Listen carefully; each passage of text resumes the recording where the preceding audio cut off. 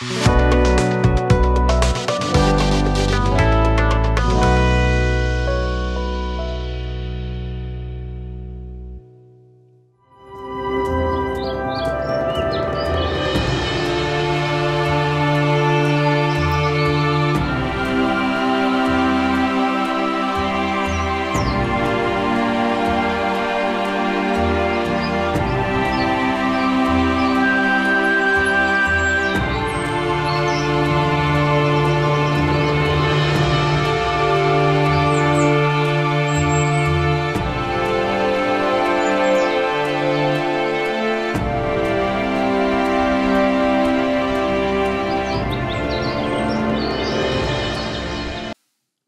जीशु ख्रीष्ट अति बहुमूल्य नाम संपर्क इंडिया प्रस्तुत कार्यक्रम नुआ सकाल आशार आज अध्याय में आपको स्वागत जनाए। प्रभु आपण प्रत्येक को बाहुल्य रूपे आशीर्वाद करंतु। आज जो प्रसंग में आम प्रभु वाक्य आलोचना करवा आलोच्य प्रसंग होची ठीक रे देखंतु। ठीक रे देखंतु अनेक देखंती किंतु ठीक रे देखंती तांकर चाहनी रो आपण जानि परिबे ये कौन कहिबा पई चाहूची।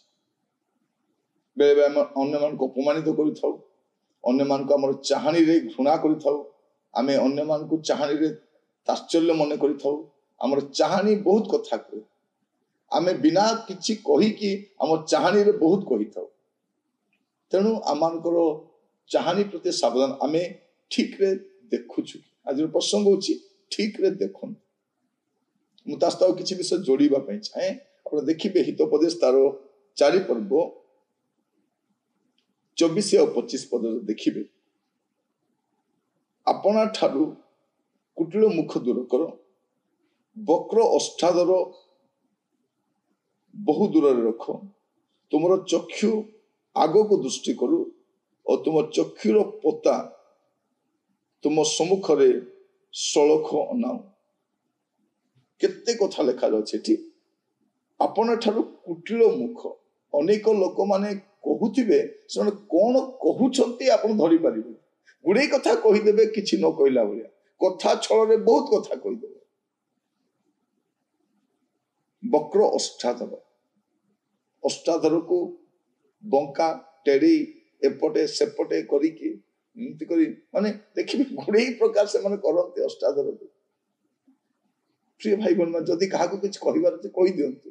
भल लागुने ठीक अच्छे किंतु अष्टादर को बंकेबा आमर कुटिल मुख को दूर करवा दरकार।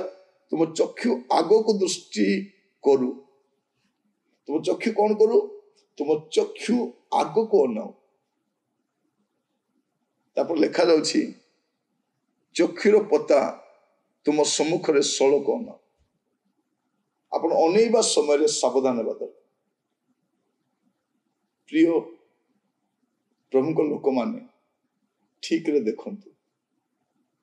अनेक माने अन्य मानकर घर को देखिला परे आमे गोटे प्रकार नहीं थाउ। तार बहु को देखी, ता गाड़ी को देखी, ता पुओ को देखी, तार उन्नति को देखी आमे एमिति अनेइ थाउ, देखि दे थाउ न देखिला भलिया आमे देखि कि ठारी दे थाउ। एटा अविश्वासी जीवन ठीक थिला। तो प्रभु को जानिला परे, प्रभु को पाइला परे हमरे चाहनी ठीक नहीं, हमरे देखिबा ठीक नहीं, हमरे बोलिबा ठीक नहीं, हमर अष्टादर को बंका करबा एटा भी ठीक नहीं। आमे समस्त ईश्वर को संतान। अब सबुठार ऊर्ध्वरे परमेश्वर सब देखते। मोर कहिबा, मोर भाबिबा, मोर अष्ट को मु केते हलौची समस्त विषय प्रभु देखती। तेणु आमे सावधान हेबा दरकार। आपण ठारू कुटिल मुख दूर कर, वक्र अष्टादर बहु दूर रख। आज आमे सावधान हेबा। तापरे तुमर चक्षु आग को दृष्टि करू। आपण देखिबा समय बहुत केयरफुल हेबा दरकार। केमिति देखुछन चक्षु पता तुम सम्मुख रे सड़क न। आपण को पता को केमिति करूछ किभली भाव रे आपण चाहुछन बाइबल एटा को ठीक रे देखो। प्रिय भाई भनी माने परमेश्वर आमर सकल विषय को से निरीक्षण करते। आपणकर सकल गतिविधि से निरीक्षण करुछंती। ଆଉ ସେ ଚାହାନ୍ତି ଆମ ଜୀବନରେ ଛୋଟ ଛୋଟ ବିଷୟକୁ ଆମେ ଯେପରି ସଜାଡୁ, ଆମର ଜୀବନ ଛୋଟ ଛୋଟ ବିଷୟକୁ ଆମେ ଯେପରି ସଂଶୋଧିତ କରୁ। ନୂଆ ସକାଳ ଆଶାରେ ଆପଣ ଗୋଟେ ବହୁତ ବଡ ବଡ ପ୍ରସଙ୍ଗ ପାଇବେ ନାହିଁ, ଛୋଟ ପ୍ରସଙ୍ଗ, ବ୍ୟବହାରିକ ପ୍ରସଙ୍ଗ, ଆମର ଦୈନନ୍ଦିନରେ ଘଟୁଥିବା ଘଟଣା ଗୁଡ଼ିକ ଆପଣ ଦେଖିବେ। ଆମର ଦୈନନ୍ଦିନ ଜୀବନରେ ଯାହା ସବୁ ଘଟୁଛି ସେଇ ବିଷୟକୁ ଆମେ ଆଲୋଚନା କରୁଛୁ ଛୋଟ ପ୍ରସଙ୍ଗ ମାଧ୍ୟମରେ, ଯଦ୍ୱାରା ଆମେ ଆମ ଜୀବନକୁ ଆମେ ସଜାଡ଼ି ପାରିବା, ଆମର ଗତିବିଧିକୁ ସଜାଡ଼ି ପାରିବା, ଆମେ ପାପ ପଥରୁ ଫେରି ପାରିବା, ଆମେ ମନ୍ଦତାରୁ ଫେରି ପାରିବା। ଆସୁ ଚେଷ୍ଟା କରୁ ଆମର ଦେଖିବା ଠିକ କରିବା। ପରମେଶ୍ୱର ଦେଖୁଛନ୍ତି, ଆପଣ କେମିତି ଦେଖୁଛନ୍ତି, ଆପଣ ଚକ୍ଷୁକୁ କୁଆଡେ ବୁଲଉଛନ୍ତି, ଆପଣ ଚକ୍ଷୁରେ କଣ ଠାରୁଛନ୍ତି, ସବୁ ବିଷୟ। ଅନେକ ଲୋକଙ୍କର ଚକ୍ଷୁ କଥା କୁହେ, ଆଖିରେ ବହୁତ କଥା କହିଦିଅନ୍ତି, ଆଖିରେ କହିଦିଅନ୍ତି, ଠାରିକି ବହୁତ କହିଦିଅନ୍ତି। ତ ଏଠି ଆମେ ଦେଖୁଛୁ ପ୍ରଭୁ କହୁଛନ୍ତି ଯେ ଏସବୁ ସଜାଡ ଏଗୁଡାକ ଭଲ ନୁହେଁ, ଆପଣ କି ପ୍ରକାର ଦେଖନ୍ତି। ଆସୁ ଆଜିଠାରୁ ସମସ୍ତେ ଆମେ ଗୋଟେ ପରିବାରର, ଗୋଟେ ଆତ୍ମୀୟ ପରିବାରର, ପ୍ରଭୁଙ୍କ ସନ୍ତାନ ମାନଠୁ ଆମର ମଣ୍ଡଳୀରେ, ଆମର ଅନୁଷ୍ଠାନରେ, ଆମର ଗୃହରେ ଏଗୁଡାକ ହେବା ଭଲ ନୁହେଁ। ଆସୁ ଆମେ ସାବଧାନ ସହିତ ଏଗୁଡାକ ସଜାଡୁ, ପ୍ରାର୍ଥନା କରିବା। ଅନୁଗ୍ରହକାରୀ ପିତା ପରମେଶ୍ୱର, ଆପଣଙ୍କ କତିକି ଆସୁଛୁ ପ୍ରଭୁ। ଆପଣ ଚାହାନ୍ତି ଆମର ସର୍ବାଙ୍ଗୀନ ପରିବର୍ତ୍ତନ, ବିକାଶ ଚାହାନ୍ତି ପ୍ରଭୁ। ଆମମାନଙ୍କ ଜୀବନରେ ଏଇ ଛୋଟ ଛୋଟ ବିଷୟ ଗୁଡାକ ରହିଛି ଯାହା ମାନଙ୍କ ବ୍ୟବହାରିକ ଜୀବନକୁ ନଷ୍ଟ କରେ, ସେଗୁଡିକ ସଜାଡ଼ିବା ପାଇଁ ସାହାଯ୍ୟ କର। ଅନେକ ଥର ଅନ୍ୟମାନଙ୍କୁ ଚାହିଁବା ସମୟରେ ଆମର ଚକ୍ଷୁକୁ ଏଣେ ତେଣେ କରିଥାଉ, ଆମର ଚକ୍ଷୁ ପତାକୁ ବୁଲେଇ ଥାଉ ପ୍ରଭୁ। ଆମେ ଗୁଡେଇ ବିଷୟ ଅନ୍ୟମାନଙ୍କ ବିରୋଧରେ କରିଥାଉ, ଆମର ଆଖି ଗୁଡେଇ କଥା କୁହେ ପ୍ରଭୁ, କାହାର ପ୍ରଶଂସା କରେ, କାହାକୁ ସମାଲୋଚନା କରେ,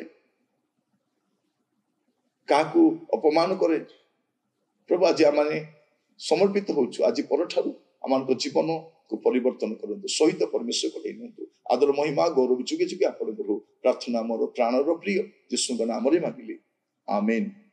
ପ୍ରଭୁ ଆପଣମାନଙ୍କୁ ପ୍ରତ୍ୟେକଙ୍କୁ ବାହୁଲ୍ୟ ରୂପେ ଆଶୀର୍ବାଦ କରନ୍ତୁ। ନମସ୍କାର।